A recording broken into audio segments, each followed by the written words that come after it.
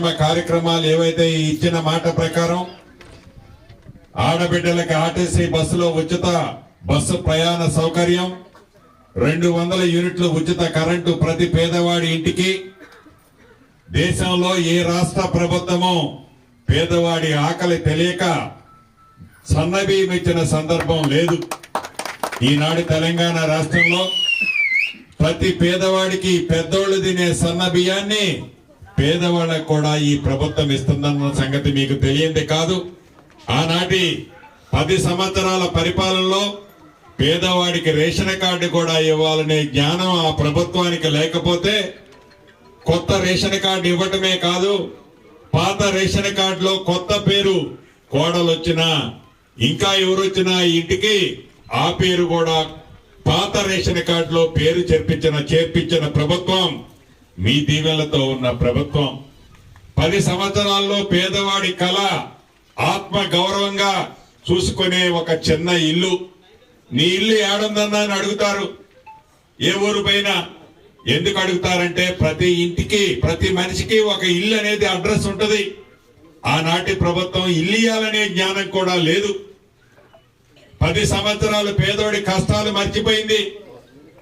ఈ ప్రభుత్వం వచ్చిన మొదటి సంవత్సరంలోనే మొదటి విడత 4.5 లక్షల ఇళ్లు రాష్ట్ర వ్యాప్తంగా ఇచ్చి మన నియోజకవర్గానికి కూడా అన్ని నియోజకవర్గాలకు ఇచ్చినట్టు 3,500 ఇళ్లు ఇచ్చాం. రేపు ఏప్రిల్ నెలలో 2వ విడత ఇళ్లు ఇస్తాం, మళ్ళీ ఇస్తాం. ఈ ఇచ్చింది కాకుండా ఇంకా 3 సార్లు ఎన్నికల్లోపు పేదవాడి ఆత్మగౌరవానికి చిహ్నంగా ఉన్న ఇందిరమ్మ ఇల్లు ఇచ్చే కార్యక్రమాన్ని చేపట్టి ఏదో ఇల్లు ఇచ్చాం అయిపోయింది అని చేతులు దులుపుకోకుండా కట్టి ఇల్లు ఎవరైతే కట్టుకుంటున్నారో ఫౌండేషన్ లెవెల్ కడితే పేమెంట్ ప్రతి సోమవారం నాడు ఇస్తున్నాం, స్లాబ్ లెవెల్ కడితే మళ్ళీ సోమవారం నాడు ఇస్తున్నాం, స్లాబ్ వేసిన తర్వాత మళ్ళీ ఇస్తున్నాం, గోప్రవేశం అయిన తర్వాత కూడా అన్ని కలిపి 4 విడతల్లో 5 లక్షల రూపాయలు ఉచితంగా పేదవాడికి ఇస్తున్న ప్రభుత్వం మీరు ఎన్నుకున్న ప్రభుత్వం అని మనస్ఫూర్తిగా తెలియజేస్తున్నాను.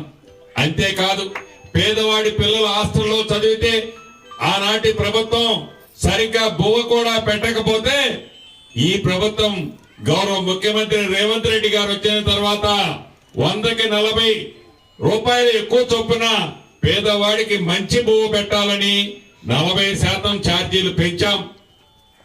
పేదవాడి కొడుకు మంచిగా చదువుకునే విధంగా ఆడపిల్లలకి కాస్మెటిక్ ఛార్జీలు 200% పెంచాం.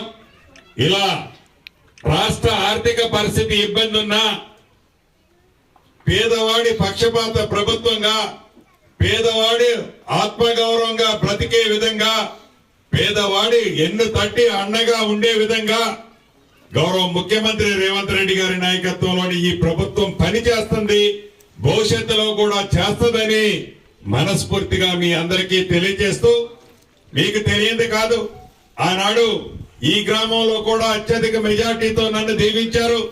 రాబోయే ఏ ఎన్నికలు వచ్చినా మీ ప్రేమ అభిమానం ఆత్మీయత మరింత చాటుకునే విధంగా మీ దీవెనలు ఉండాలని మనస్ఫూర్తిగా మీ అందరినీ కోరుకుంటూ మీ అందరి దగ్గర సెలవు తీసుకుంటున్నాను. చరిత్ర సృష్టించినోడు ఇప్పుడు ఆ చరిత్రని తిరగరాయబోతున్నాడు.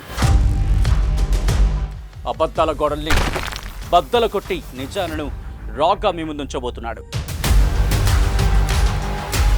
నిజమైన వార్తల కోసం వెంటనే డౌన్లోడ్ చేసుకోండి రా యాప్ని.